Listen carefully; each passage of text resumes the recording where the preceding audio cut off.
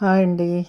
ఈరోజు నేను చేయబోయే వంటకము వంకాయ పచ్చి చిక్కుడు పిక్కలు కొంచెం ఉల్లికాడలు వేసి కూర తయారు చేస్తున్నానని మీకు చూపిస్తాను.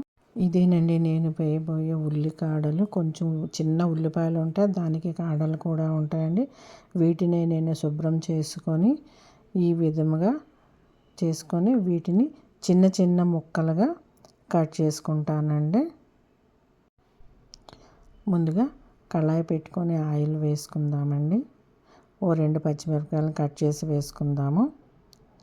తర్వాత ఇందాక చూపించాను కదండి ఉల్లికాడలు, వాటిని చిన్న చిన్న ముక్కలుగా కట్ చేసుకొని ఈ విధంగా పచ్చిమిరపకాయలు వేగిపోయిన తర్వాత ఈ ఉల్లిపాయలను వేసుకొని వేపుకుందామండి. మరి ఉల్లిపాయలు వేరే వేయక్కర్లేదు.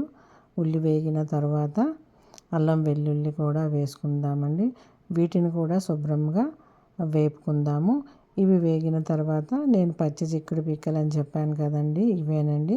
వీటిని కూడా వేసుకొని కొంచెంసేపు వేపుకుందామండి. వేగుతుంటాయండి, మధ్య మధ్యలో కలుపుకుందాము, లేకపోతే అడుగు పడతాయి. అయిన తర్వాత కొంచెం కరివేపాకును నలిపి వేసుకుందామండి, వాసన వస్తుంది. చిక్కుడు పిక్కలు మగ్గిపోయాయండి. ఇప్పుడు వంకాయ ముక్కలను వేసుకుందాం. ఒక 3 వంకాయలు తీసుకున్నానండి. ఆ 3 వంకాయలను కూడా ముక్కలు చేసుకొని వేసుకున్నాను. ఈ రెండింటిని కలుపుకుంటున్నానండి. ఇవి కొంచెం బాగా మగ్గాలండి. మగ్గినంత వరకు ఒక ప్లేట్ మూత పెట్టుకొని మగ్గించుకుందాం. ఇవ్వండి కొంచెంసేపు మగ్గాయి కదండి. మగ్గిన తర్వాత ఒక 4 టమాటాలను తీసుకున్నానండి. వాటిని చిన్న చిన్న ముక్కలుగా కట్ చేసుకొని వాటిని కూడా వేసుకున్నానండి. ఈ మూడింటిని కలిపి శుభ్రంగా వేపుకొని మగ్గించుకోవాలండి, మధ్య మధ్యలో కలుపుతూ. ఇవన్నీ చూడటానికి ఎంత బాగుందో, మంచి కలర్ఫుల్గా ఉన్నాయి కదండి. చాలా బాగుంది. టేస్ట్కి సరిపడే ఉప్పు, అలాగే కొంచెం పసుపును కూడా వేసుకుందామని తర్వాత ఒకసారి కలిపి పెట్టుకుందామండి. ఒకసారి కలిపి పెట్టుకున్న తర్వాత ప్లేట్ మూత పెట్టుకుందామండి. మధ్యలో తీసి ఒకసారి కలుపుకోవాలండి, లేకపోతే అడుగు పట్టేస్తుంది. అందువల్ల మధ్యలో తీసి కలుపుకుంటూ ఉండాలండి. చూడండి వేగుతుంది. అలాగే మళ్ళీ ఒకసారి మూత పెట్టుకుందామండి. మరి కొంతసేపు ఆగిన తర్వాత మళ్ళీ తీసి కలుపుకుందామండి. ఇందాక మనం పసుపు ఉప్పు వేసాం కదండి. ఇప్పుడు కారం వేసుకుందాము.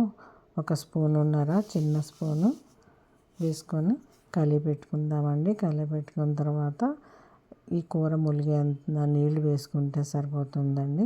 ఒక 10 నిమిషాలు ఉడికించుకుందామండి. ప్లేట్ పెట్టుకొని ప్లేట్ తీసి చూసండి, ఉడికిందండి. ఇప్పుడు కొత్తిమీరను కూడా వేసుకొని కలిపి పెట్టుకుందామండి. ఇలా కొంతసేపు 1 నిమిషం కలిపి పెట్టుకున్న తర్వాత ఒక గిన్నెలోకి సర్వ్ చేసుకోనండి. ఇంతేనండి, వంకాయ చిక్కుడు పిక్కలు టమాటా కర్రీ రెడీ అయిపోయిందండి. చాలా బాగుంది. మీరు ట్రై చేయండి.